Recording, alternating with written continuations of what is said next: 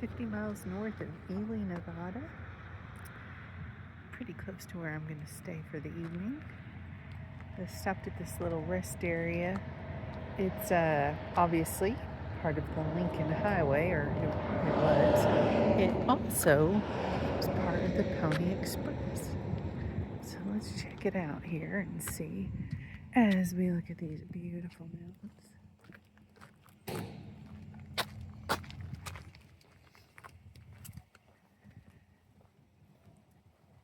Let's see what we got here.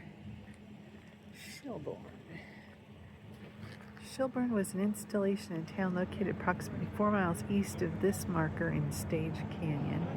Nestled in the Schell Creek mountain range, the Pony Express established a mail station and corral there in 1860. Sorry, it's so hard to read. Providing mail service to the region until 1861, when the Overland Stage Company took over the route. A small military post known as Fort Schellbourne joined the station until 1862, protecting the stage line during the conflicts between whites and the Niue, Cochute, and Western Shoshone Indians.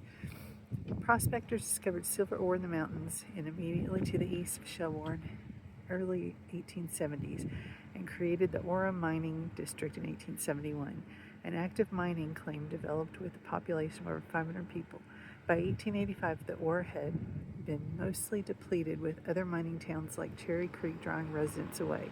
The district and adjacent valley were acquired by Uncle Billy and Eliza Burke as a ranch and hotel. Schellbourne has subsequently operated as the headquarters for various ranches since that time. That's pretty cool too. That's the name of this rest area is the Schellbourne Rest Area. This is some Pony Express. We'll come back and read this here in a second. I'm going to go see this right here. There are wild horses also. Thank you.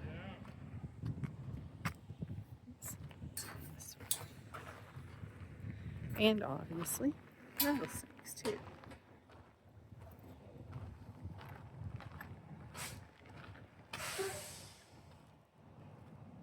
There's a chipmunk over there. He's watching out for rattlesnakes too.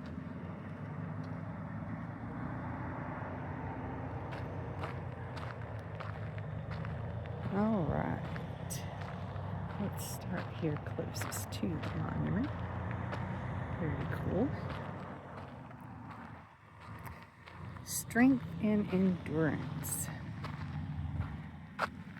Descriptions of the variety and number of horses used by the Pony Express became distorted during the course of its history since 1861. In general, the type of horse used for carrying the rider and mail depended greatly on the region. The more fleet-footed thoroughbred horses worked fine on the central prairies, but the strength and endurance of half-broken mustangs were needed to cross the arid deserts and rugged mountain ranges of the West. Alexander Majors, one of the three founders of the Central Overland California and Pikes Peak Express Company's Pony Express, chose the California Mustang for its strength and endurance, describing it as alert and energetic as their riders. At each of the more than 100 stations spread along the route, relays of horses needed to be kept in sufficient numbers to meet the demands of the relay system. As the COC and PPEC prepared for the startup of the Pony Express, the company estimated that it would take approximately 75 horses to make the nearly 2,000-mile trip from Missouri to California. A little more than 2 months before the first riders left from St. Joseph and Sacramento, the firm Russell, Major, and Waddell began purchasing 500 of the best horses available, paying as much as $200 a head for some stock. One ad posted in the Kansas Leavenworth Daily Times asked for 200 gray mares from 4 to 7 years old, not to exceed 15 hands high, well broke to the saddle and warranted sound. So just how far and how long can a horse run? A modern-day horse in good shape can travel a full gallop on a flat terrain for maybe 5 to 8 miles. Over the mountainous terrain of the Sierra Nevada, a horse and rider may be able to cover 5 miles. Pony Express Mustangs could travel at speeds of about 10 miles an hour, but at times could gallop at speeds up to 25 miles per hour. At a full gallop, the distance that horse could travel before becoming exhausted depended on several variables. If it was a hot or cool day, state of health, and when the horse had a drink of water. A good Pony Express rider rode his horse at a steady sprint and generally galloped the horse only to get out of harm's way. None were easy to ride, but all agreed that in a race for life and mounted on half-broken Mustang, the express rider could leave danger far behind. There's the Mustangs. The worst imps of Satan in the business. The only way I could master them was to throw them and get a rope around each foot and stake them out. Have a man on the head and another on the body, while trimmed in the feet, nailed shoes on. Generally took half a day to shoe one of them. From Pony Express Farrier. There were 80 pony riders in the saddle all the time, night and day, stretching in long scattering procession from Missouri to California, 40 flying eastward and 40 toward the west, and among them making 400 gallant horses earn a stirring livelihood and see a deal of scenery every single day of the year. Mark Twain. Don't see any wild Mustangs, but I know I've seen the signs on the interstate for them. Speedy riders. The first teams of Pony Express riders amazed the nation by accomplishing their east and westbound deliveries within the projected 10-day schedule. The speed of the riders even had a role in swaying a divided California to stay with the Union during the American Civil War. News of President Abraham Lincoln's inauguration address was delivered in record-setting time, a mere 7 1/2 days. On a typical run, Pony Express riders changed horses at relay stations located every 12 to 15 miles. At home stations, spaced about every 75 to 100 miles, a fresh rider and mount would continue to run to the next relay station. With speed, however, came limits. Each express rider had a carrying capacity of about 10 pounds. The payload was limited to what could fit into 4 pockets of the mochila. High demand for such limited capacity, combined with the monumental expense of funding the system, made the Pony Express rates extremely high. Initially, $5 per half ounce or $1,000 per ounce in $2002. Consequently, other than the military, the U.S. government, only major newspapers and other well-capitalized businesses and individuals could afford the service. One of the hardest rides I ever made was when I carried President Lincoln's inaugural address from the telegraph station at Fort Kearny. Another was when news came that Fort Sumter had been fired on. Such things broke the routine and made every Pony Express rider feel that he was helping to make history. Excuse me. And this is called Changing Horses at the Station by William Henry Jackson. The mochila, a leather apron that slipped over the rider's saddle, was the most important piece of his gear. It had 4 small lockable pouches that securely held the mail as the horse galloped toward the next station. The saddles used by express riders were custom made to be lighter and more streamlined, allowing the mochila to be easily removed from one saddle and tossed over the horn and seat of the saddle on the next horse. Saddles made by Israel Landis typically were lighter and more comfortable for both horse and rider. And there is Mr. Landis. All right, the crowds cheered on. In 1845, it took 6 months to get a message from the east coast of the United States to California. By the late 1850s, 500,000 people had migrated west and were demanding up-to-date news from home. Something had to be done to deliver mail faster and to improve communication in the expanding nation.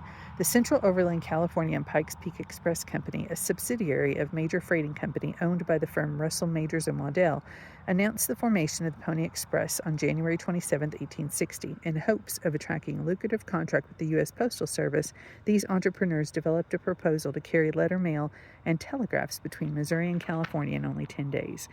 Knowing that a healthy horse could typically run at a gallop for 8 to 12 miles, the developers needed to place stations at strategic locations for its riders to change mounts. Existing stage stations and road ranches on the eastern end of the route would meet their needs, but new relay stations would have to be built in remote areas.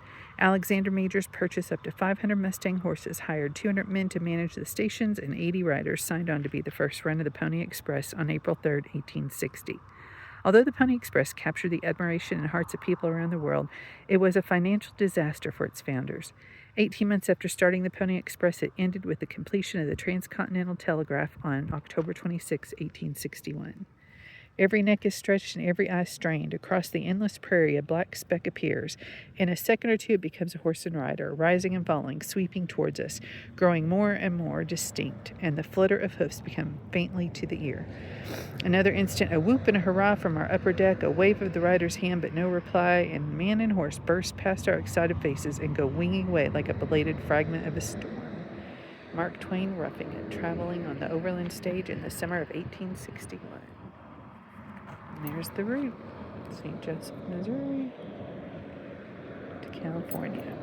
We have cool little screens for the picnic areas. And there's the Pony Express Centennial marker. Russell, Majors, and Waddell. Alright, let's take a look at these things and give them a read. It might rain again. It was raining and it stopped. I don't know what it is about me and camping in rain, but oh well. The Pony Express, a journey across the American West. Mailed from coast to coast during the mid-1800s, settlers were on the move, relocating from crowded eastern cities to the untamed wilderness of the West. Many made their way to California. With the surge of settlers, California began to thrive and emerge as a new center for commerce, business, and settlers in the West needed a fast way to correspond with their eastern contemporaries. Recognizing a business opportunity, William Russell, Alexander Majors, and William Waddell established a Pony Express. Pony Express consisted of relays of men riding horses carrying saddlebags of mail across a 2,000-mile trail between St. Joseph, Missouri, and Sacramento, California. The service opened officially on April 3, 1860. A dangerous ride. 120 riders carried correspondence through dire conditions, bravely speeding across the prairies, mountains, and deserts with only the whip of the wind at their backs. The brave few faced freezing temperatures, limited supply lines, hostile Native Americans, and dangerous raiders. Many riders were killed while making the journey. Exchanging mail at Schell Creek Station, which was here. An individual rider did not typically carry the mail for more than 75 miles, or longer than a 24-hour journey. Swing stations and home stations were established to help the riders make their way across the West. Swing stations were located 10 to 15 miles apart. At the swing station, a rider dismounted from his tired horse and quickly mounted a fresh horse to restart the journey. The exchanges were quick, never lasting more than 2 minutes, just long enough for the rider to take a quick drink and swing the mochila over the saddle of his new horse. This spot marks the swing station at Schell Creek, Pony Express Station 128. Westbound riders would have reached the station on the 7th or 8th day of the mail's 10-day journey. A pony is replaced. As telegraph lines moved across the West, Pony Express became obsolete. Schell Creek Station outgrew its purpose. The area was renamed Schellbourne. Instead of welcoming dusty, trail-worn Pony Express riders, a small mining company of 400 persons occupied the area. There's the sign. Wanted young, skinny, wiry fellows. Not over 18. Must be expert riders willing to risk death daily. Orphans preferred. Wages $25 a week. That is hilarious. And this is where we are, just north of Ely. There's Carson City. There's the route. The Lincoln Highway, a vision that spanned America.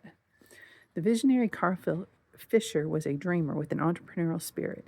After amassing a large fortune and building a reputation in the auto parts industry, Fisher began to dream of building a paved, hard-surface, coast-to-coast highway. He envisioned a magnificent roadway that spanned the United States and officially closed the gap between the East and the West forever. The vision. Prior to the Lincoln Highway's completion, the majority of roadways in America were unpaved, dusty trails that aimlessly crooked and kinked from one settlement to the next. The disjointed nature of the roadways did not permit transcontinental travel. Fisher recognized the growing popularity of the automobile and saw the need for a national road which would allow individuals to travel at their own pace, a luxury not afforded by trains. Construction began in 1913 with the proposed highway route starting in Times Square, New York, and passing through New Jersey, Pennsylvania, Ohio, Indiana, Illinois, Iowa, Nebraska, Wyoming, Utah, Nevada, and ending in San Francisco, California's Lincoln Park. As the construction effort moved forward, paving the roadway became an expensive proposition, and much of the route was left unpaved until state and federal funds were invested in the project almost a decade later. The vision fades. The Lincoln Highway triggered the American people's desire to connect and drive across the nation. Witnessing the economic prosperity that followed the highway route, every state in the Union wanted a named highway built with their borders. Soon, named highways began to pepper the landscape. New roadways, shared routes, intersecting and overlapping in a confusing tangle. The time for a national system of highways was looming. In March 1925, the American Association of State Highway Officials started planning a federal highway system. All named roads, including Lincoln Highway, were ignored in their planning. Eventually, the Lincoln Highway was broken up into US 1, US 30, including US 30 North and US 30 South, US 530, US 40, and US 50. All road signs featuring the Lincoln Highway name were removed. By the 40s, the Lincoln Highway had faded away. So if you see one of those signs, or a post painted red, white, and blue, that would be a stretch.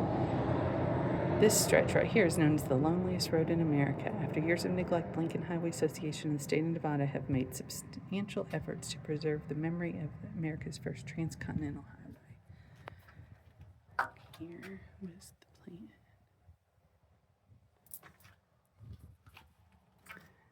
And here's Schellbourne Gateway to the Goshoot Nation. Excuse me. So this is all Confederated Goshoot tribal lands. Before Schellbourne, Lincoln Highway, before the Pony Express, and before wagon trains rolled across the plains, Kusutia people, the Goshoot people, lived here. This desert home made survival difficult, but the extreme climate and remote location protected and isolated the Goshoots from encroaching settlers. Life in the Great Basin. The surrounding area is part of the Great Basin, a landmass consisting of high mountain peaks and low desert valleys. Living in the basin was extremely challenging for the Goshoot people as they faced dramatic changes in temperature and unforgiving terrain. However, the people connected with the land and prospered in the area. They hunted deer, elk, and antelope, gathered berries, roots, pine nuts, and grasses to sustain themselves. A life changed. Though the desolation of the area served to protect the Goshoots, in 1827 outsiders arrived and began to influence the people. By the mid-1800s, essential lands were overtaken by the settlers to make way for stage stations and pony express routes. The placement of the stations and routes prevented the Goshoot people from accessing water and their traditional hunting and gathering sites. With access to their lands restricted, hostilities grew between the settlers and the Goshoots. The tensions burned for several years until a treaty was signed October 12, 1863. The treaty ultimately resulted in the creation of two reservations, 17,240 acres for the Skull Valley Goshoot Band and 108,000 for the Deep Creek Goshoot Band, though the reservations were not formally established until 1912. A life to live. The Goshoot people have faced many hardships since the first group of trappers and explorers entered their lives in 1827, forever changing the Goshoot story. In the midst of the chaos and upheaval, the people have maintained their cultural values and have continued to foster the connection to the arid desert landscape. It is this connection that keeps them bound to their birthplace, connected to their ancestry, and looking forward to a lasting future. And that's from Goshoot Habitation, Pleasant Valley, from Captain James H. Simpson's expedition. Okay, Pony Express Trail. That way to the west.